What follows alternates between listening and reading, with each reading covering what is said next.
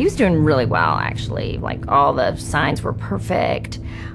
We had checkups with the doctor at Chapel Hill, and everything was going well. And then we went in for his 7-week checkup, and the doctor that we normally saw was on vacation. So he had a partner that we saw. But the partner wasn't very familiar with Paul's condition. And so he looked at Paul and said, "You're doing great." I mean, he'd been gaining weight, and he said, "You are doing so well, I'm going to take you off your medication." We had baby shower for Paul that weekend. I mean, everything was great, I thought. I mean, he was such a happy baby. So we had the shower, came home that night, and then he got up in the middle of the night to nurse as normal, and Dave picked him up, and he just screamed out in Dave's arms. So we knew something was wrong, so we called 911, and Dave went to the hospital with Paul, and I was home with Katie. Remember where I was? I just got on my knees, and I begged God, like, please, please, I will do anything. Do not let him die. Do not let him die. And then our friends came, and I went to the hospital, and the woman said, "I'm really sorry. I'm sorry your son is dead."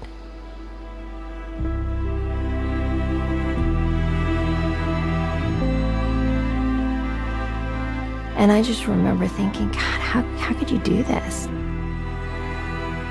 You know, we went through all of this, and Paul died because of a mistake.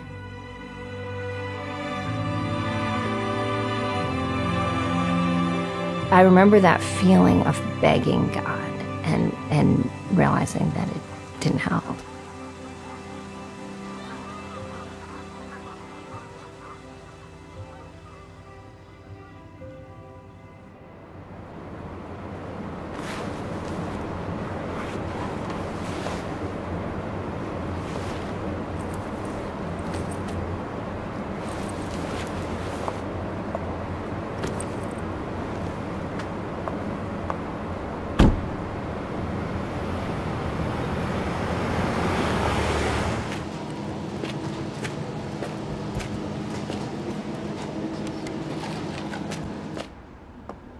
I had my first surgery in England when I was 2, and that was a really traumatic time, I think, for my family, because they realized, like, my life was going to be very, very different.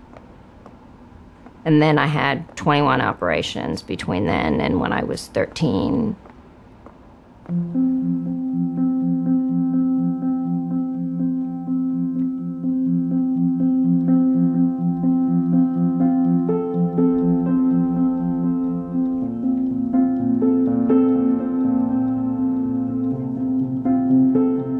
I had a lot of trouble when I was young. I mean, lots of kids made fun of me.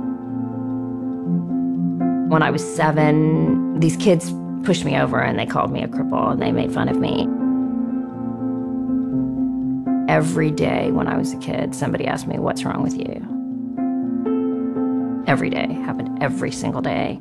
And so you just feel like you're so different from everyone else and you don't fit in. And so I was pretty angry then. Work on it for a few visits and then we can go from there. Okay.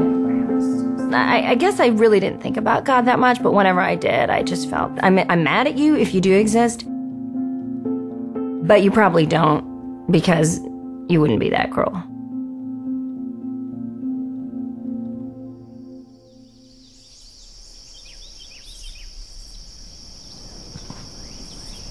I remember just saying, "Okay, God, if you're real, show me."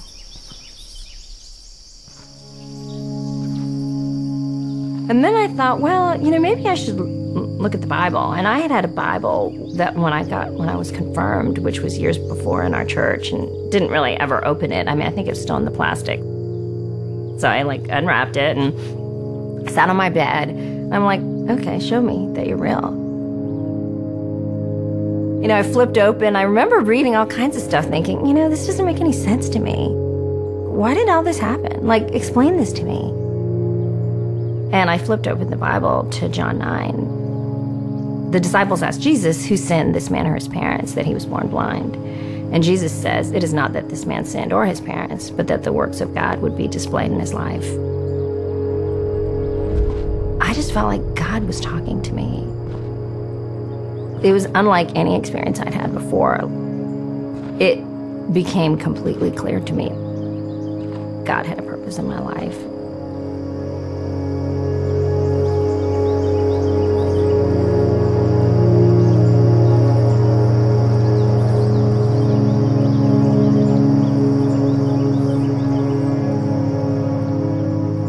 I just felt like God must be completely against me. I really, really thought I couldn't make it. And there are days that I would just like lay on the floor of my room and just cry and say, God, you've got to get me through this.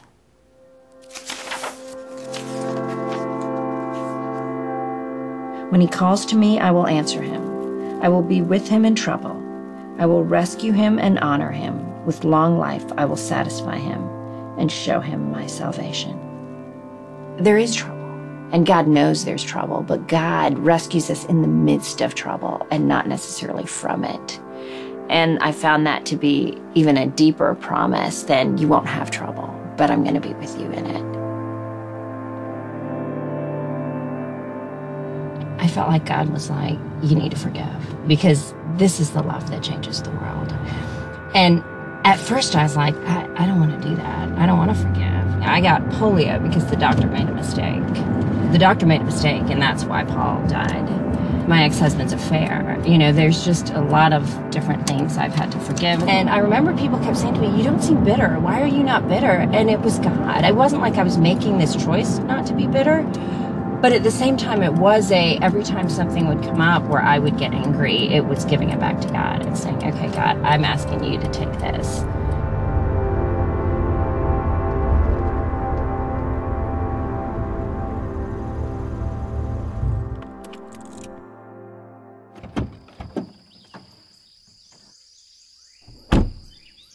I think my disability went from being something that made me bitter to something that really drew me to God and made me more dependent on him.